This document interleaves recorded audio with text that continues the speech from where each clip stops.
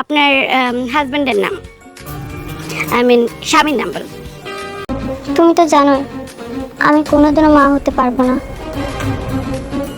এটা জানার পর অনেক যদি আমাকে ডিভোর্স দিতে চায় তখন? বন্ধুরা, গরিব ঘরের রাজপুত্র নাটকের আগামী ২৪তম পর্বে ঘটতে যাচ্ছে অবিশ্বাস্য এক মোড়।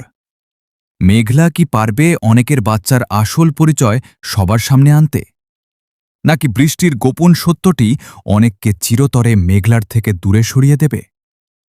কি আছে বৃষ্টির সেই পুরনো রিপোর্টে যা বদলে দিতে পারে সবার জীবন? জানতে হলে আজকের ভিডিওটি শেষ পর্যন্ত দেখুন। অনেকের বাবা হওয়ার স্বপ্ন কি অধরাই থেকে যাবে?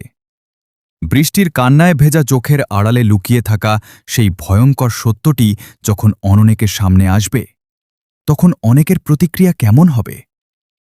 সালিমা বিল্ডার্স নিয়ে রাতুলের নতুন কোনো ষড়যন্ত্র কি সফল হতে চলেছে?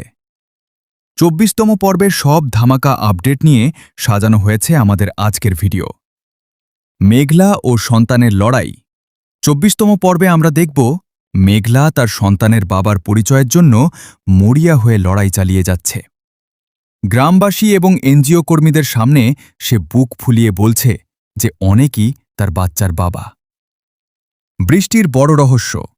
অন্যদিকে বৃষ্টি মানসিকভাবে ভেঙে পড়েছে। অনেক যখন বারবার বাবা হওয়ার ইচ্ছা প্রকাশ করছে, তখন বৃষ্টির মনে পড়ে যাচ্ছে ৪ বছর আগের সেই দুর্ঘটনার কথা। ডাক্তার তাকে বলেছিল সে হয়তো কখনো মা হতে পারবে না। এই গোপন কথাটি কি ২৪তম পর্বে অনেকের কাছে ফাঁস হয়ে যাবে?